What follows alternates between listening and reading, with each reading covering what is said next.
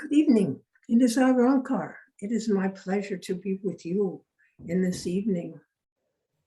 In our meditation, we asked you to think about a family with a newborn, and the happiness that this newborn can bring into a family situation. It is optimism optimism for the well-being of this child and the unlimited potential that this child holds that we ask you to ponder about in this evening. For just as every child has an unlimited possibilities in front of him, so it is that every moment that you experience in your life is also filled with possibilities. What comes next in your life can often be determined by you, but sometimes there are unexpected interruptions or situations in which you have to bring about the newest and best that you can offer in that moment to find the point that is most advantageous for yourself. For, as I have said, every moment has the opportunity to bring you great happiness, great joy, great pleasure. You can have total optimism totally in your life from moment to moment because of the unspoken and the unimagined possibilities that are unfolding around you. You have to look at your life that way. What possibly could happen? What are the good things that could come to you because of whatever is happening in this moment for you? Whatever is in your mind, whatever you are thinking, all of these are opportunities and moments for yourself. And so I ask you in this evening to contemplate the possibilities in your life. Perhaps not now as I am speaking to you, but before you go to sleep. Be thankful for those things that you have and contemplate what possibly the other things can you manifest or bring about in your life that would give you even more happiness, even more joy, and can increase your self-fulfillment in your life so that you are experiencing unlimited excitement over the possibilities that could come to you. Think about what you would like. And then, if you are serious, think about how you can manifest them in your life. And a simple evening of contemplation and thought could be the method by which you transform your life into one of more prosperity, greater happiness, much joy, self-fulfillment. All these things are still available to you at any moment in time. And we ask you to only contemplate it, decide how to go about it, to manifest it in your life, and give yourself the gift of, as I have spoken, greater prosperity, greater happiness, greater joy, and the manifestation of love. And so that is the end of my talk for this evening. It was just to ask you to recognize that every moment in your life is almost always an opportunity to make changes, to begin something new, or to bring something to a close, to finish it off, so that you are now free to create even more health and happiness and joy in your life. Free to take new actions, explore new possibilities. And so it is. All right, are there any questions for me in this evening? I have one. Yes. How may I help you? I have a nephew who is out in Arizona, and he's experiencing some depression. And when he goes through this depression, he tells us, and of course we don't know, that he is self-harming. I want to know if he is self-harming and he takes a drug, will he get off that drug and get his life turned around? When you were referring to the drug, are you saying that this is an illicit, illegal drug, or No. one that has been prescribed for himself by a physician?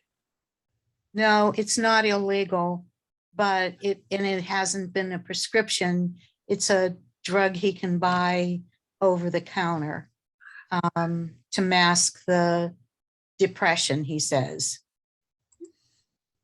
So he has found an over-the-counter drug which is successful in masking his depression. But yet he informs you that he harms himself in some ways. So he could be cutting himself. He has not explained to you how he harms himself. He has said cutting was a way of doing it, banging his head, but we don't know if he's telling us the truth. Yes, well, these are common expressions of people who are frustrated in their life and do not know what to take. And so if you would give me his name, I will try to see if he is doing those things for you. Okay, Joseph Martyr. Joseph Martyr. Yes. Martyr. Martyr, I understand. Oh, okay.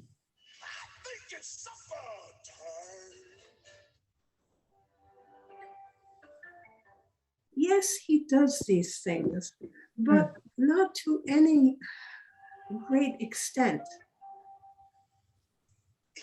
Do you understand? Although he hits his head upon the wall, it is not powerful enough to cause him damage in this way. It is more a symbol of his frustration. Similarly, the cutting that he gives to himself is not deep, but it is painful. And even the pounding of his head is a painful thing for him. It is an expression of the pain that he is suffering. The over-the-counter drug that he takes does not truly mask his depression. And I assume that the family members have tried to encourage him to see a physician, to get counseling and help, and that he is resistant to that. So that which you must do then is to offer prayer and to see him to be happy in every way, to make affirmations as to his good health, his optimistic nature. These are the things that you can do which will help him.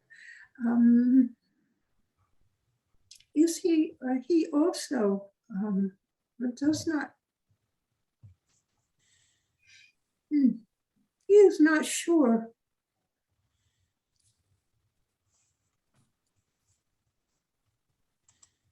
there is something more there that he is not sure of, or what he needs to do. I am not sure what it is, but he needs to find something, a way of being in service to others. And I would suggest, if for his family members, that they give him the suggestion perhaps that he seeks a position in a hospital, um, where there does not necessarily mean that it will be a skilled position. There are orderlies, there are people who wheel wheelchairs and push around beds and take people to different places, and to occupy himself with something that is of service to other people.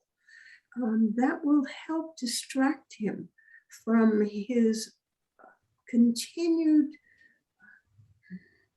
obsession with his own situation. He is, as you have said, he is not happy in his life. I do not like to say that he is depressed. He is mostly unhappy. And what is the difference between depression and unhappiness? Depression can be deep and brings about a great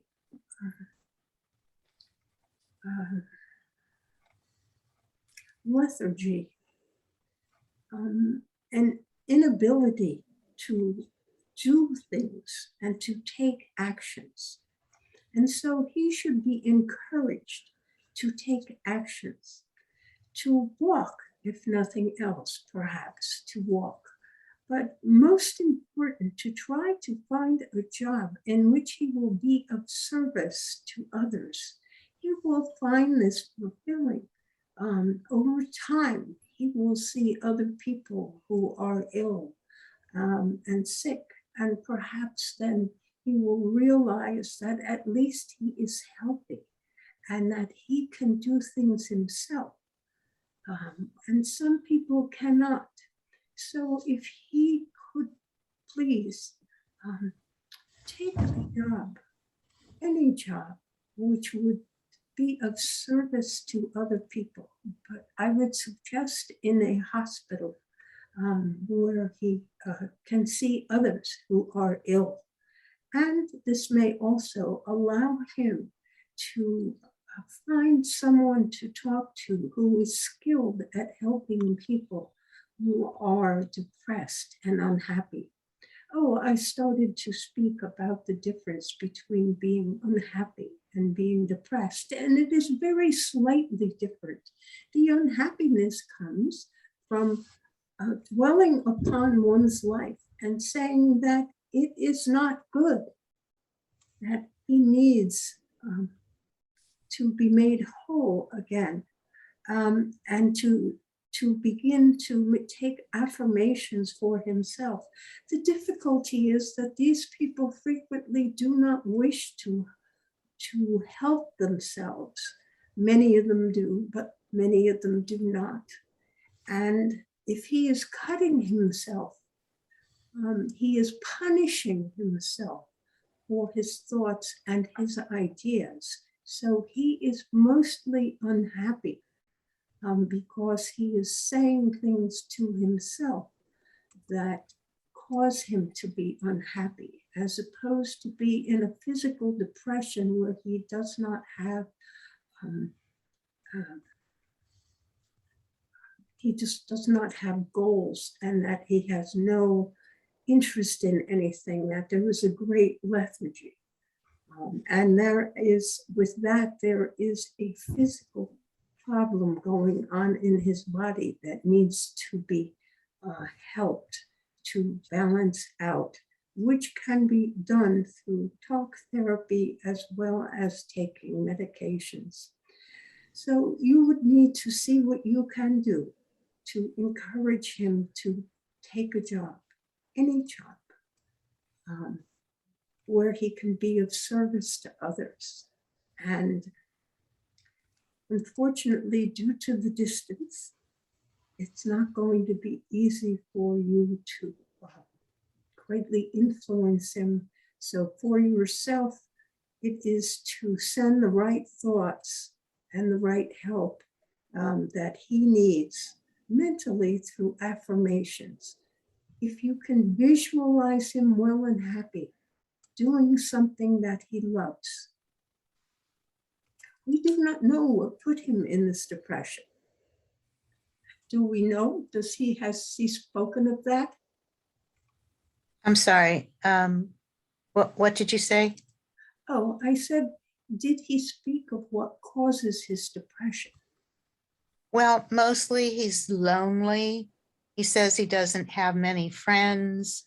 And the woman who was his best friend just told him she could no longer see him because her boyfriend didn't like her spending time with him. And so he has no one close. Correct. And so perhaps he can come home to family. We have suggested that, but he has not accepted it. So we're hoping that he will.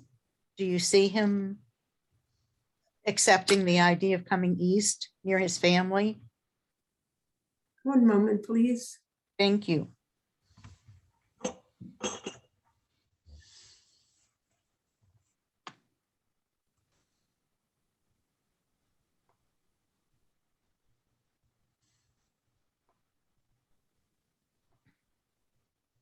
I am sorry to say this, but he is nourishing his unhappiness and does not want to alter anything to make his life better.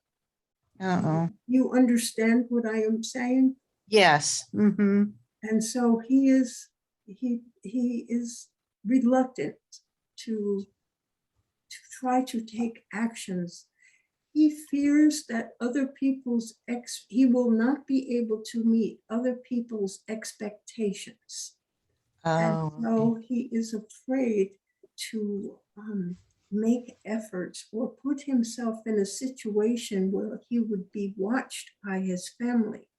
He is afraid that he will disappoint them because he will not be able to get out of this depression.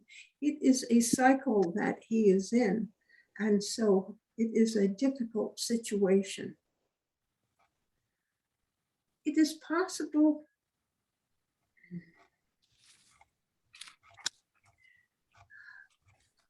if a family member could take the trip to see him where he is, it is possible that they will be able to influence him to come home. But it will still be a difficult task because of this fear he has of disappointing people. I am not sure where this comes from in his life, but at this point in time, he does not feel confident in his ability to be successful in almost any circumstance. And so this is what causes him to be dreadfully unhappy. He cannot solve any of these problems because he rejects possible solutions, because he fears that he will not be successful. And so this is a reoccurring thought that is behind much of what he is doing. And he punishes himself, as he has said, by cutting himself and banging his head and doing some self-harm. But yet he lets people know so that he is also looking for some love or some expression of other people's confidence in himself. And this will be also of help to him. okay. That is about all that I can say for you. I am very sorry. I cannot be more helpful. It is This is very helpful. It is a situation that is very difficult. Thank you so much. I appreciate it. I can't tell you how much this helps. Thank you. You are most welcome. Are there any other questions for me in this evening? I certainly hope so. Otherwise, it will be a very short evening. I can ask another question if no one else has a Go question. right ahead. I'm thinking of moving to Southern Virginia now through Virginia Beach. Do you see that as a good move for me? I've retired. You've retired. Mm-hmm. One moment, please. Mhm. And then I will probably have more questions than rather than say, yes, that is an excellent move for you. The truth of the matter is that your move, I do not know whether you have any friends or family already located there. But of course, if you do not, then you must recognize that you will have to take the actions that you need to make new acquaintances in your life and to find people of like mind. Now, since um, Virginia Beach is an area in which there are many people interested in metaphysics, that should not be difficult for you. You should be able to find some people that you will converse and have a good time with. And then you must look at your financial situation to be sure that you can afford what is going on there, where to live, to get a place for yourself, and that sort of thing. And so that is your main reasons. That is what you must consider as you contemplate this move to Virginia Beach. It sounds like it could be a good move for you as long as you are not attached to family and friends where you currently live. I have friends here, and my thought is to rent a small efficiency or buy a small efficiency in this area so that it's like a 4-hour drive. So I could come back and forth to visit my friends. Well, then if you have the financial wherewithal to do that, then it will probably work out okay for yourself. I think you will probably find in a few years' time that the driving will be more than you wish to do. Okay. That's fine. And so you may choose not to drive and you can sell your efficiency. Hopefully at a profit. Well, at the rate real estate has been lately, I would dare say that probably at a profit. Okay, fine. Thank you. I appreciate it. You are welcome. Are there any more questions? Yeah, Ronkar, this is Mahesh. Yes, I'm Mahesh. I have a sister and her name is Lily, Lily. Yes. And supported her for many years, as many as 20, 25 years. Yes, you supported her. Yeah, I supported, which means she had a nasty mother-in-law and they were not able to get along. So she would come to my house. Her children were born and raised in my house. And I supported her on many occasions whenever she needed me. She would always be at my house, every week for a couple of days. And it is for as long as 20, 25 years. Hmm. And her husband, his name is Naresh, Naresh. He is very, I don't know, he has no gratitude. He doesn't remember anything at this time. No feeling of gratitude, no nothing. And he is very rude and insulting with me. May I know what is going on in his mind, why he behaves the way he behaves with me? He becomes angry with you. Yeah, he is very rude and insulting with me always. And he has no gratitude about whatever I have done. My sister has the gratitude kind of feeling that Mahesh has done a lot for us, for their family, for my sister, for my sister's kids, and for her well-being and everything. But her husband is very rude and insulting with me. Yes, well, his name is Naresh, N-A-R-E. I am familiar and I can see the family. And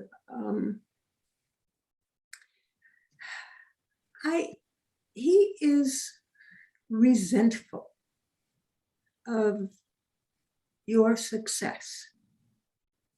And as for many people in this situation where they are given great gifts with love, but they believe that the person who gives the gifts has an even better life than he is giving to them. And so there is resentment that you have a better life than he has. And so he treats you rudely because he feels that you deserve it, because you should be giving them more so that they could have a better life than they have at the moment. See, they imagine that you are living in great prosperity instead of middle-class prosperity, and that you have many things that he does not have. And so he does not feel any reason that he should go to work to try and get more things and to afford more things for himself. And so he is resentful toward you, he is rude toward you. And although your sister might say to him, you should not speak to Mahesh that way, he does not care. He does not have to listen to her. And so therefore he does not care. He does not realize that it is her, being your sister, that allows him to live in the place that he is living. And so he is just resentful, and he is rude to show you that he is resentful toward you, that he is not necessarily angry. He is not angry with you. He is simply feels that for some reason that you owe him a living because you have so much. And therefore, it is his way of denying the fact that he does nothing to help himself. I understand. Thank you. Yes, you are most welcome. And I believe you see some of that attitude also passed down to the children, if I am not mistaken. Yeah. It is too bad. You have established a way of acting toward them a very long time ago in your love and your desire to be of help. You shared what you had that you could give to them. And as a result, at this point in time, they have come to expect it and not be grateful for it. Yes. The way you describe it, this is happening with all my sisters and their husband, and also my brother and his wife. You have helped them all. Yeah. And they have all come to feel that obviously you have great wealth and that this is to which they are entitled because you were, I think you are the older one. No, I am my three sisters are older than me. I am the fourth one, and I have a brother who is the last one, fifth one, younger brother, but the three sisters are older than me. But you gave to one and you gave to the others. And yes, so to all of them, I supported all of them.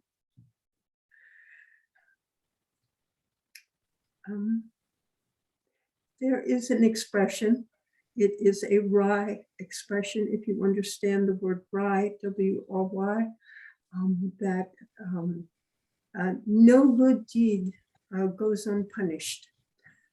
You have done your good deed and you are punished. And so it is going to be very hard to change anything. But if you can continue with your love and your support for your family members, they are truly blessed. And it will have to make it clear that it will stop as soon as your sisters pass on. and are no Yeah. longer alive. Yeah. I'm indifferent to them now. At this point of time, in my life, I'm indifferent to them. You are indifferent. I'm just indifferent. I just wish them well and I live my life peacefully. But That some, is good. this That is the rude right behavior and attitude. insults. Sorry. I said that is the right attitude. Yes. Living your life peacefully and well and Yes. simply. Yeah. And that I wish them well. is contentment. Yes. It is the contentment of the elevated soul. Yes. Thank you. You are most welcome. Are there any other questions while I'm here? Another person, haunts me sometimes in my thoughts. May I ask the question? Yes, you may ask a question. Sure. I was working, if you remember, I was working with in New York. Yes. With a home, and everything was well, and I was doing my work extremely well, and they all knew that I'm an asset with them. My work was very good. Then at the age of 56, there was a change of manager, and the new manager, her name was Lorna Poon. She's a Chinese woman, but Lorna may not be her correct name. Lorna Poon, P-O-O-N. Yes, it's not important, her name. Yeah. And she somehow picked on me. She gave me a hard time. And she gave me such a hard time that I resigned. And I took my early retirement. It has been almost 9 years. Next, 12 years, 10 years. May I know if any of my lifetime, have I hurt her? Have I did any damage to her? That is, in this life, she did this to me, or it is just the same thing as my brother-in-law. We'll try to look for that for you to see if there was a karmic connection. Yeah, or what was the reason? What was the actual reason that she was such a rude? She was such a bad behavior that I had to quit my job. Yes, one moment, please.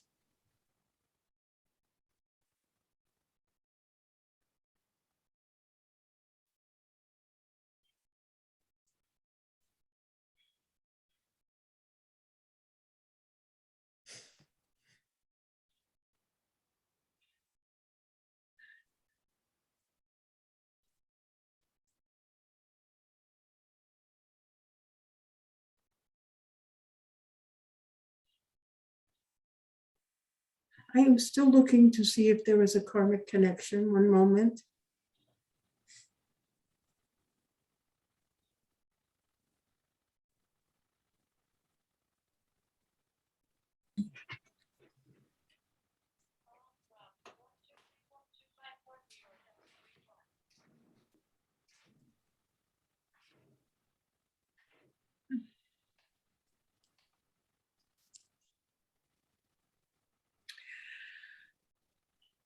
The only thing that I have found is a lifetime in which, a very long time ago, when you were a slave to her.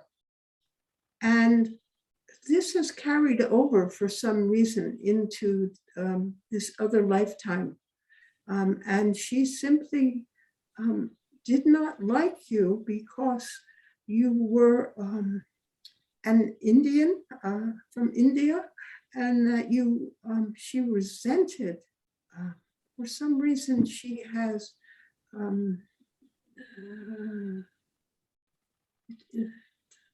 you'd think that since she was already your boss, she should not have behaved in this way. But she had, we will say, a prejudice against you because of who you were and your place of birth, etc. It is partially left.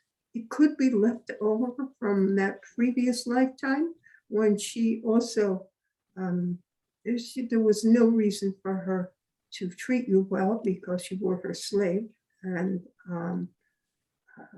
she did not particularly care about you.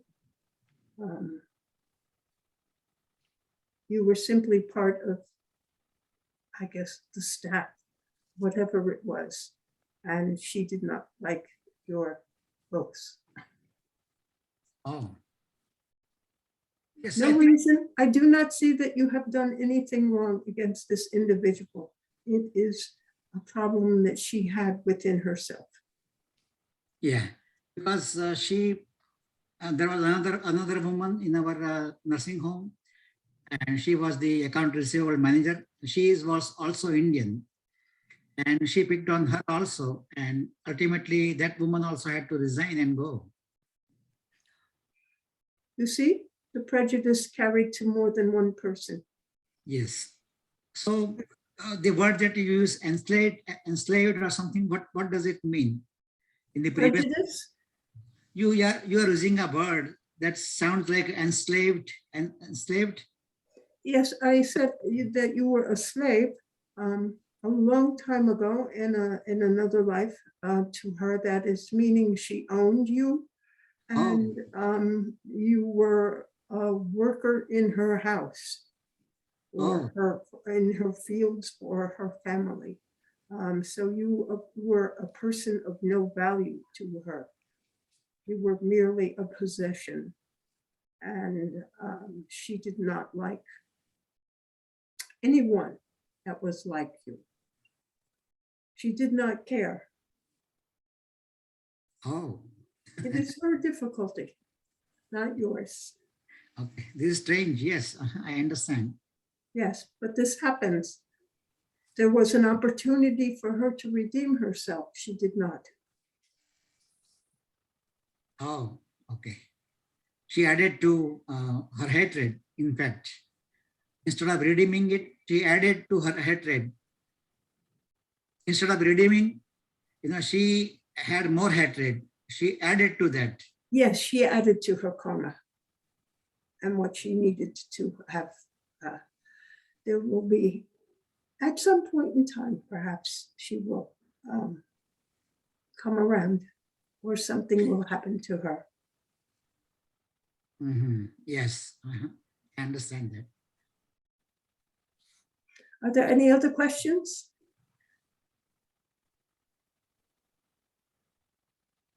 Hi, this is Charlotte. Okay, I received a very large check a few weeks ago, and I don't know what I did with it. I was supposed to deposit it, and it is lost somewhere, and I don't know what to do about it. Do you think I'll find it, or what should I? Or should Well, I? I assume that you have already searched for it and you have not been able to uncover it. It is to contact the source of the check and Yes. ask to have it replaced, that they put a stop payment on the check they originally issued so that no one else can cash it, including yourself, and that they give you a new check. Okay, because it is quite a substantial amount, and I know it's going to be difficult. It's a place where my husband had worked before. It's one of those checks, and it's going to take me hours and hours to get to the right person. I just pray that maybe it won't be that difficult, but sometimes to ask a question or do something like that, it takes hours and hours and hours to get to the right person. They keep you on the phone, and it's so frustrating, but I will try to do it To without. brave the frustration, or else you will need to look Further. Okay. Is I it guess- possible that it accidentally got thrown away? Yeah, could be. But Or else it has been placed in a really strange place, like part of a book or something like that. Yeah, I should have paid more attention. And as I said, it's close to like $50,000. Yes, that is a So- very substantial check. And What, dear? I'm sure you will need it.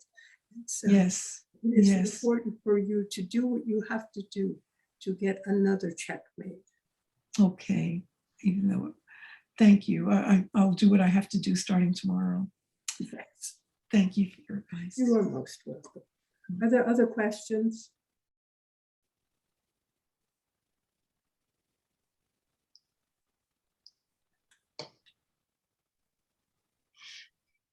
And as there are no other questions, then it will be the end of our evening. And I Pankaj? think, yes, In the meditation was about a family where there's a newborn baby. yes, There's a lot of love. Is that our family? it could be any family. Sorry? You do not have your newborn baby yet, and Okay. it could be any family.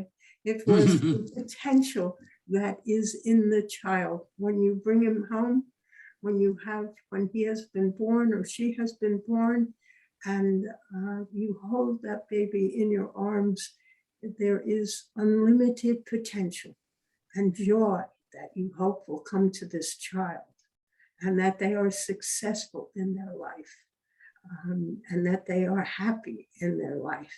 And that is what you want for the child. And that was the reason for the bringing that meditation in at this time, because we were discussing that the newborn child was a symbol of the moment, the potential that is in every moment of your life, or the moments between the moments, when you can make changes, when you wish to make changes, when you want to take different actions, that these things are most important. And they can often transform your life, bringing you unlimited amounts of joy and happiness, goodwill. And that is the symbol that we were asking, the reason we were using the metaphor of a happy family with a newborn child, that they will look forward to all the blessings that a child can bring to them in their life. And every moment gives you the opportunity to make decisions, take actions which bring you blessings in every way. Yes, thank you. Yes, it has been my pleasure to be with you in this evening. I give you all my blessing. Good night. Thank you. Thank you. Thank you. I am back. So it has been nice to be with you in this evening. I am going to wish you all a very happy Christmas, and that you are all happy and healthy. And remember, I love you all. Good night. Good night. Night.